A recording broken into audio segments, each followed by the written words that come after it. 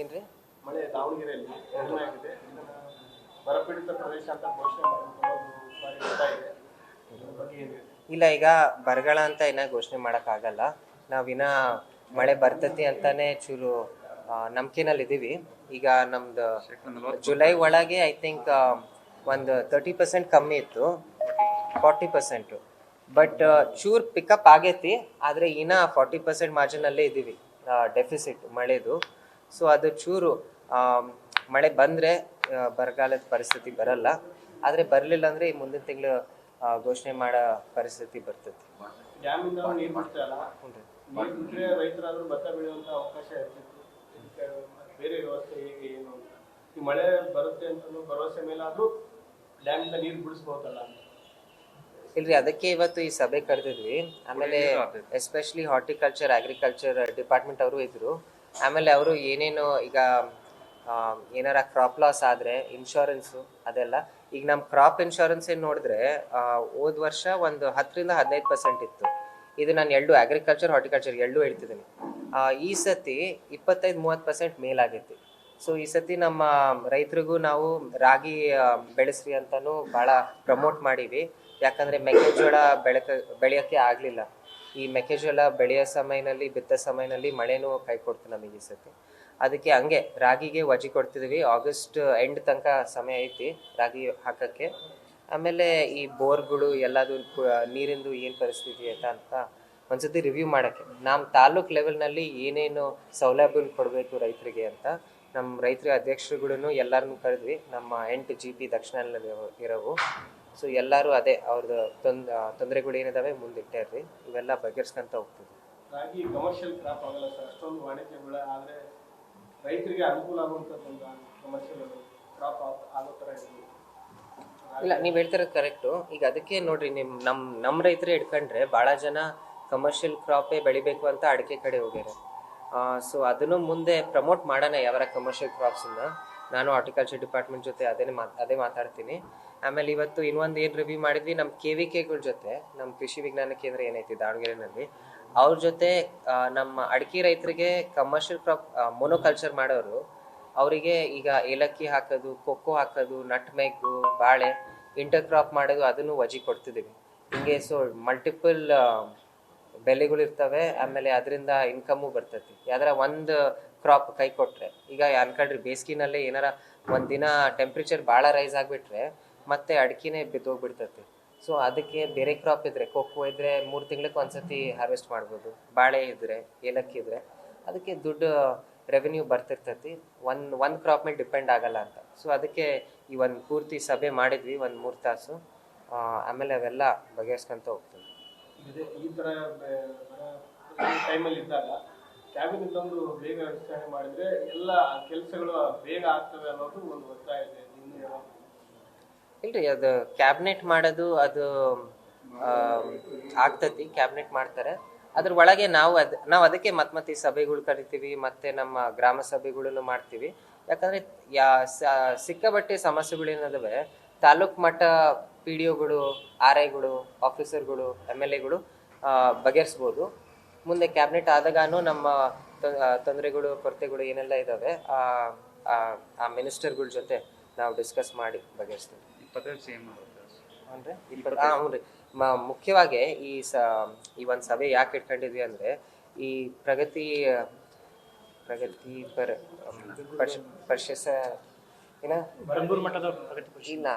ಪ್ರಗತಿ ಪರಿಶೀಲನೆ ಸಭೆ ಬೆಂಗಳೂರು ಮಟ್ಟದ್ದು. ನಮ್ಮ ಬೆಂಗಳೂರು, ಚಿತ್ರದುರ್ಗ, ತುಮಕೂರು ಅವೆಲ್ಲ ದಾವಣಗೆರೆ ತನಕ ಬರ್ತೈತಿ. ಅದಕ್ಕೆ ಸಭೆ ಇಟ್ಕೊಂಡಿದ್ವಿ. 25ನೇ ತಾರೀಕು CM ಅವರು ಚಿತ್ರದುರ್ಗಕ್ಕೆ ಬರ್ತಾರೆ. ಸೊ ಅದಕ್ಕೆ ಸಭೆ ಇಟ್ಕೊಂಡಿವಿ. ನಮ್ಮ ಅಗ್ರಿಕಲ್ಚರು, ಹಾರ್ಟಿಕಲ್ಚರು, ಕುಡಿಯೋ ನೀರಿಂದು ಇವರೆಲ್ಲ ಡಿಪಾರ್ಟ್ಮೆಂಟ್ಸ್ಗಳಿಂದ ಇವತ್ತು ಫಸ್ಟ್ ಗ್ರಾಮದ ಇಟ್ಕೊಂಡಿವಿ.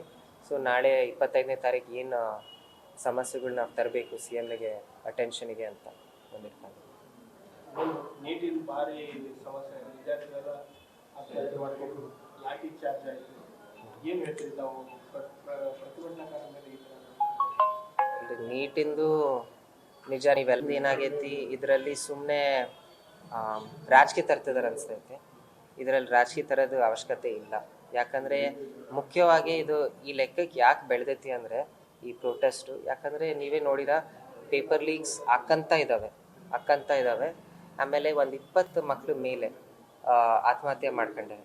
ಆಮೇಲೆ 20 ಮಕ್ಕಳು ಯಾರು ಆತ್ಮಹತ್ಯೆ ಮಾಡ್ಕೊಂಡಾರೆ ಅವರು ಪ್ರತಿ ಒಂದು ರಾಜ್ಯದಿಂದ ಬಂದಾರೆ, ಪ್ರತಿ ಒಂದು ಧರ್ಮದಿಂದ ಇದ್ದಾರೆ, ಪ್ರತಿ ಒಂದು ಜಾತಿಯಿಂದ ಇದ್ದಾರೆ. ಇದರಲ್ಲಿ ಧರ್ಮ ಇಲ್ಲ, ಜಾತಿ ಇಲ್ಲ, ರಾಜ್ಯ ಇಲ್ಲ, ಪಕ್ಷ ಇಲ್ಲ, ಏನೂ ಇಲ್ಲ. ಇದು ಬರೀ ನಮ್ಮ ಇರೋ ನೀಟ್ ಸಿಸ್ಟಮ್ಮು ಸರಿಯಾಗಿ ಕೆಲಸ ಮಾಡ್ತೀವಿ. ಇದರಿಂದ ಪೇಪರ್ ಲೀಕ್ಸ್ ಆಗ್ತದೆ. ಅದಕ್ಕೆ ಸೆಂಟ್ರಲ್ ಸರ್ಕಾರ ಒಂದು ರಾಜೀನಾಮೆ ಕೇಳ್ತಿದ್ರಿ ಎಲ್ಲರೂ. ಇನ್ನೊಂದು ಏನು ಅಡ್ವಾನ್ಸ್ಮೆಂಟ್ಸು ತರ್ತಾರೆ ಅವರು ನೀಟ್ ಟೆಸ್ಟಿಂಗ್ನಲ್ಲಿ ಏನು ಬದಲಾವಣೆ ತರ್ತಾರೆ ಅಂತ ಅವ್ರು ಸ್ಪಷ್ಟವಾಗಿ ಅಟ್ಲೀಸ್ಟ್ ಅದರ ನಮಗೆ ಚೂರು ಕ್ಲಾರಿಟಿ ಕೊಡಬೇಕು ಅದು ಕೇಂದ್ರ ಸರ್ಕಾರ. ಅದು ಕೊಡೋಕ್ಕೆ ಅವರು ರೆಡಿ ಇಲ್ಲ ಅನಿಸ್ತೈತಿ. ಅವ್ರು ಏನು ಅಂಥವು ಡಿಸಿಷನ್ ತಗೊಂತಿಲ್ಲ. ಈಗ ನಾವೇ ಚೂರು ಮಾತಾಡ್ಬೇಕಂದ್ರೆ ಒಂದೇನಂದರೆ ನಮ್ಮ ಏನಂತಾರೆ ನಮ್ದು ನೀಟ್ ಏನೈತಿ ಇದು ಪೆನ್ ಟು ಪೇಪರ್ ಮಾಡಲ್ ಹಂಗೈತಿ, ಪೇಪರ್ ಮೇಲೆ ಬರಿಬೇಕು. ಈಗ ಭಾಳ ಜನ ನಮ್ಮ JEE ತಗೊಂಡ್ರೆ ಕಂಪ್ಯೂಟರ್ ಬೇಸ್ಡ್ ಮಾಡೆಲ್ ಐತಿ. ಸೊ ಈ ಕಂಪ್ಯೂಟರ್ ಬೇಸ್ಡ್ ಮಾಡೆಲ್ ಹೋದಾಗ ಈ ಪೇಪರ್ ಎಲ್ಲಿ ಲೀಕ್ ಆಗ್ತೈತಿ, ಪ್ರಿಂಟಿಂಗ್ ಪ್ರೆಸ್ನಲ್ಲಿ ಲೀಕ್ ಆಗ್ತೈತಿ, ಇಲ್ಲಾಂದರೆ ಇವ್ರ ಕೈಯಿಂದ ಅವ್ರ ಕೈಗೆ ಹೋಗೋಕರ ಲೀಕ್ ಆಗ್ತೈತಿ. ಈ ಡಿಜಿಟೈಸ್ ಮಾಡಿದ್ರೆ ಈ ಲೀಕ್ ಆಗೋದು ಕಷ್ಟ ಆಗ್ತೈತಿ. ಆನ್ಲೈನ್ ಸಿಸ್ಟಮ್ ಕಂಪ್ಯೂಟರ್ನಲ್ಲೇ ಟೆಸ್ಟಿಂಗ್ ಮಾಡ್ಬೋದು. ಇಲ್ಲಾಂದರೆ ಈಗ ಲಾಜಿಸ್ಟಿಕ್ಸ್ನಲ್ಲಿ ಭಾಳ ಲೀಕ್ ಆಗ್ತೈತಿ. ಈ ಕಂಪ್ಯೂಟರ್ ಸಿಸ್ಟಮ್ ಮಾಡಿದ್ರೆ ಜಸ್ಟ್ ಇನ್ ಟೈಮು ಡೆಲಿವರಿ ಆಗ್ಬಿಡ್ತೈತಿ ಎಕ್ಸಾಮ್. ಸೊ ಹಂಗಿದ್ದಾಗ ಎಲ್ಲೂ ಕಾಯಲ್ಲ ಪೇಪರ್, ಯಾರ ತಗೊಂಡು ಫೋಟೋ ತಗೊಂಡು ಲೀಕ್ ಮಾಡೋ ಲೆಕ್ಕಕ್ಕೆ ಬರಲ್ಲ. ಇನ್ನೊಂದು ಏನು ಅನ್ಬೋದು ಅಂದರೆ ಈಗ ನಮ್ಮ ಅಗೇನ್ JEE UPSC ತಗೊಂಡ್ರೆ ಅದರಲ್ಲಿ ಕ್ವೆಶ್ಚನ್ ಬ್ಯಾಂಕ್ ಇರ್ತೈತಿ, ಸೆಂಟ್ರಲೈಸ್ ಕ್ವೆಶ್ಚನ್ ಬ್ಯಾಂಕ್ ಇರ್ತೈತಿ, ನಿಮ್ದು ರ್ಯಾಂಡಮೈಸ್ಡ್ ಕ್ವೆಶನ್ಸ್ ಬರ್ತವೆ. ಸೊ ಒಂದು ಪೇಪರ್ ಲೀಕ್ ಆದರೆ ಪೂರ್ತಿ ಎಲ್ಲ ಪೇಪರ್ಗಳು ಕಾಂಪ್ರಮೈಸ್ ಆದಂಗೆ ಆಗ್ತೈತಿ ಪೇಪರ್ ಇದು ಪೆನ್ ಆ್ಯಂಡ್ ಪೇಪರ್ ಇದ್ದಾಗ. But computer based centralise question banks ಮಾಡಿದ್ರೆ ಇದು ಸಮಸ್ಯೆ ಸೃಷ್ಟಿನೇ ಆಗಲ್ಲ. ಸೊ ಇಂಥವು. ಆಮೇಲೆ ಈಗ ನಮ್ಮ UPSC ಎಕ್ಸಾಮ್ಸ್ ತಗೊಂಡ್ರೆ ಈ ಗವರ್ಮೆಂಟ್ ಇನ್ಸ್ಟಿಟ್ಯೂಟ್ಸು ಸೆಂಟರ್ಸ್ನಲ್ಲೇ ಎಕ್ಸಾಮ್ ಇಟ್ಕೊಳಕ್ಕೆ ಇಷ್ಟಪಡ್ತಾರೆ, ಯಾಕಂದರೆ ಸೆಕ್ಯೂರಿಟಿ ಜಾಸ್ತಿ ಇರ್ತೈತಿ. ಈ ನೀಟ್ನಲ್ಲಿ ಚೂರು ಪ್ರೈವೇಟ್ ಇನ್ಸ್ಟಿಟ್ಯೂಟ್ಸು ಅವಕ್ಕೆಲ್ಲ ಚೂರು ಸಪೋರ್ಟ್ ಮಾಡ್ತಾರೆ. ಹಂಗಿದ್ದಾಗ ಅಲ್ಲಿಂದನೂ ಲೀಕ್ ಆಗೋದಾಗ್ತೈತಿ. ಸೊ ಅದಕ್ಕೆ ಇದು ಒಂದು ಡಿಸ್ಕಷನ್ ಇಡ್ಕೋಬೇಕು ಸರ್ಕಾರ, ಈ ಕೇಂದ್ರ ಸರ್ಕಾರ ಇಡ್ಕೊಳ್ಳಿ. ಯಾಕಂದರೆ ನಿಜ ಹೇಳ್ಬೇಕಂದ್ರೆ ಎಲ್ಲರೂ ಇದು ಪ್ರೊಟೆಸ್ಟ್ ನೋಡಿ ಬೇಜಾರೇ ಆಗ್ತಿದ್ದಾರೆ ಕೇಂದ್ರ ಸರ್ಕಾರ ಮೇಲೆ. ಯಾಕಂದರೆ ಅವರು ಅಟ್ಲೀಸ್ಟ್ ಒಂದು ಡಿಸ್ಕಷನ್ ಮಾಡಬೇಕು. ಅದೆಲ್ಲ ತಪ್ಪೇ ರೀ, ಅದೆಲ್ಲ ಮಾಡೋ ಅವಶ್ಯಕತೆ ಇಲ್ಲ. ಯಾಕಂದರೆ ಅಲ್ಲಿ ಹೋಗಿರೋ ಸ್ಟೂಡೆಂಟ್ಸ್ ನಾನು ಅಂದಲ್ಲ, ಎಲ್ಲ ಸ್ಟೂಡೆಂಟ್ಸ್ ಹೋಗ್ಯಾರೆ, ಎಲ್ಲ ಯುವಕರು ಹೋಗ್ಯಾರೆ. ಈಗ ನಮ್ಮ ದೇಶ ನೋಡಿದ್ರೇ 65% 30 ವಯಸ್ಸು ಕೆಳಗಿರೋರು ಇದ್ದಾರೆ. ಇವರೆಲ್ಲರೂ ನಿಮ್ಮ ನೀಟು JEE UPSC ಆಸ್ಪಿರೆಂಟ್ಸೇ. ಎಲ್ಲರೂ ಅದರಲ್ಲಿ ಭಾಳ ಜನ ಆಸ್ಪಿರೆಂಟ್ಸೇ ಕಾಂಪಿಟೇಟಿವ್ ಎಕ್ಸಾಮ್ ಬರೆಯೋಣ ಅಂತ. ಆಮೇಲೆ ಅವ್ರ ಜೊತೆ ಅವ್ರ ತಾಯಿಯರು ತಂದೆಯರು ಎಲ್ಲರೂ ಇದ್ದಾರೆ. ಇದು ಎಲ್ಲ ದೇಶವರು ಒಂದಾಗಿ ಹೇಳ್ತಿದ್ದಾರೆ. ಆಮೇಲೆ ಇದ್ರಲ್ಲಿ ಮತ್ತೆ ರಾಜಕೀಯ ಎಲ್ಲ ತರ್ತಿದ್ದಾರೆ. ನಾನು ಮೀಡಿಯಾನಲ್ಲಿ ನೋಡೋಕಾರ, ಎಲ್ಲರೂ ಮೀಡಿಯಾನಲ್ಲಿ ನೋಡೋಕಾರ ಮತ್ತೆ ರಾಜಕೀಯ ತರೋದು ಅದೆಲ್ಲ ಬೇಕಿಲ್ಲ. ಇದು ಏನೈತಿ ಕೇಂದ್ರ ಸರ್ಕಾರ ಹೊರಗೆ ಬಂದು ಹೇಳಿ ನಾವು ಇಂಥ ಬದಲಾವಣೆ ತರ್ತೀವಿ ಅಂತ. ಹಂಗಿದ್ರೆ ಪ್ರೊಟೆಸ್ಟ್ಗಳೂ ಚೂರು ನಿಲ್ತವೆ. ಆಮೇಲೆ ನಮ್ಮ ಎಜುಕೇಷನಲ್ ಮಿನಿಸ್ಟರ್ ಕೇಂದ್ರನಲ್ಲಿ ಯಾರಿದ್ದಾರೆ ಅವ್ರು ರೆಸಿಗ್ನೇಷನ್ ಕೊಡೋದು ಒಂದು ಡಿಮಾಂಡ್ ಇಟ್ಟಾರೆ. ಈ ಕಾಕ್ರೋಚ್ ಜನತಾ ಪಾರ್ಟಿ ಇರಲಿ, ಕಾಂಗ್ರೆಸ್ ಪಾರ್ಟಿ ಇರಲಿ, ಎಲ್ಲ. ಸೊ ಅದನ್ನು ಇವರು ಕೇಂದ್ರ ಸರ್ಕಾರ ಬಂದು ಒಂದು ಡೈಲಾಗ್ ಇಡ್ಕೋಬೇಕು. ಡೈಲಾಗ್ ಇಡ್ಕೊಂಡ್ರೇ ಬಗೆಹರಿಸ್ತೈತಿ. ಮುಂದೆ ಇಡ್ಕೊಂತಾರೆ ಅಂತ ನಾವೆಲ್ಲರೂ ಚೂರು ಅಪೇಕ್ಷಿಸ್ತೀವಿ.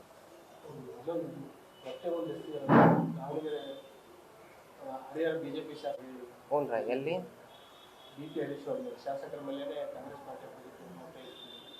ಎಲ್ಲಾಗೈತ್ರಿ ಇಲ್ಲ ಎಲ್ಲಾಗೈತ್ರಿ ಇದು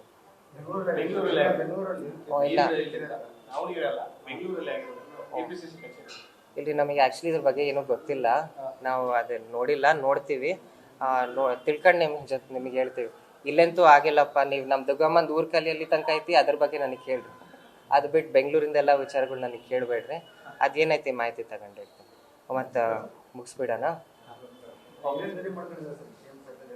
ಏನ್ರಿ? ಹ್ಞೂ ರೀ, ಅದಕ್ಕೆ. ಸೊ ಇವತ್ತು ಮಾತಾಡಿದಾಗ ಒಂದೇನಿತ್ತು, ಈ ಡಿಪಾರ್ಟ್ಮೆಂಟ್ ವೈಸ್ ಮಾಡಿಬಿಟ್ವಿ. ಸೊ ಈಗ ಅಗ್ರಿಕಲ್ಚರ್ ಡಿಪಾರ್ಟ್ಮೆಂಟ್ ತಗೊಂಡಾಗ ಈ ಇನ್ಶೂರೆನ್ಸ್, ಕ್ರಾಪ್ ಇನ್ಶೂರೆನ್ಸು ಭಾಳ ಜನ ರೈತರು ಆಪ್ಟ್ ಮಾಡ್ತಿಲ್ಲ. ನಮ್ಮದು ಹೋದ ವರ್ಷ ನೋಡಿದ್ರೆ 10-15% ಅಷ್ಟೇ ರೈತರು ಮಾಡಿದ್ರು. ಈ ವರ್ಷ 25-30 ಆಗೈತೆ. ಸೊ ನಮ್ದೇನಂದರೆ ಈಗ ಇನ್ಸೆಂಟಿವೈಸ್ ಮಾಡಬೇಕು. ಈಗ ಇನ್ಶೂರೆನ್ಸ್ ಅಮೌಂಟ್ ಏನು ಕೊಡ್ತೀವಲ್ರ ಅದನ್ನು ರೀಇಂಬರ್ಸ್ ಮಾಡಂಗಾರ ಮಾಡ್ತೀರಾ ಅಂತ ಒಂದು ನಮ್ಮ ಸಲಹೆ. ಸೊ ಇಂಥವೆಲ್ಲ CM ಅವ್ರ ಜೊತೆ ನಾಳೆ ಸಭೆನಲ್ಲಿ ಇಡೋಣ ಅಂತ. ಯಾಕಂದ್ರೆ ಏನಾಗ್ತೈತಿ, ನಾವು ಮೆಕ್ಕೆಜೋಳ ಹಾಕಕ್ಕಾರ ಒಂದು 2,500 ರೂಪಾಯಿ ಪರ್ ಹೆಕ್ಟರ್ ಇನ್ಶೂರೆನ್ಸ್ ಹಂಗೆ ಪ್ರೀಮಿಯಂ ಕೊಡ್ತೀವಿ ನಾವು. ಈಗ ನಮ್ಮ ಇಲ್ಲಿರೋ ಬ್ಯಾಂಕು SBI 2,500 ರೂಪಾಯಿ ಪ್ರೀಮಿಯಂ ಕೊಡ್ತಾರೆ ರೈತರು ಮೆಕ್ಕೆಜೋಳಕ್ಕೆ. ಆಮೇಲೆ ಏನಾರ ಒಣಗೋದ್ರೆ, ಜಾಸ್ತಿ ಮಳೆ ಬಂತು, ಶೀತ ಆಯಿತು, ಮೆಕ್ಕೆಜೋಳ ಬರಲಿಲ್ಲ, ಹಂಗೆ ಏನಾರ ಸಮಸ್ಯೆ ಆದಾಗ 65,000 ಬರ್ತದ. ಎಷ್ಟು ಬರ್ತದೆ?